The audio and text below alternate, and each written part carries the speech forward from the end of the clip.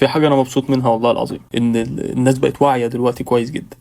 يعني مثلا اللي كان بينزل صورة لعضلاته قبل كده دلوقتي بينزلها وهو مداري العورة، علشان عارف إنه هيتهاجم في الكومنتات لو ما دارهاش. اللي بينزل فيديوهات دلوقتي مثلا بقى بيراعي إن هو ما يحطش معازف، يحط نشيد أو يشيل المعازف من الأغنية مثلا. لو جيت من سنة كان الوضع عكس ده، الوضع كان عكس ده. كان لو حد منزل عورته مثلا ولا منزل معازف وحد في الكومنتات بيقول له المعازف ولا العورة، كانوا يتريقوا على الشخص ده أصلا.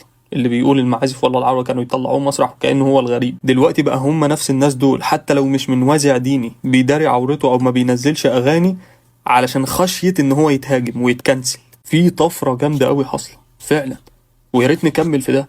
بعد كده اي حد تلاقيه منزل فيديو فيه معازف ولا فيديو فيه عورة ولا الكلام دوت، حسسه ان هو غريب، حسسه ان هو عامل حاجة غلط. يعني فاهم؟ الدنيا اتعكست. كان زمان اللي بيروح عند اللي منزل اغنيه ولا مش عارف ايه دوت ويقول له حرام ومش عارف ايه، كان بيتعامل على انه هو الغريب وكان هو اللي بيتهاجم. دلوقتي عايزين نشقلبها، نقلب لهم الترابيزه. اللي ينزل فيديو فيه معازف حسسوه انه هو اللي غريب. كل الناس خلاص بقى، كل الناس فاقت لدينها، وكل الناس بطلت تنزل معازف، وكل الناس عرفت ان الاغاني حرام، وكل الناس بتداري العوره، وكل الناس التزمت. هو انت لسه انت تعبان؟ الناس كلها فاقت والناس كلها اتظبطت يعني، وظبطت دينها مع ربنا. الفكره كلها في ان هو اللي لسه بيعمل كده دوت يحس انه بقى لوحده.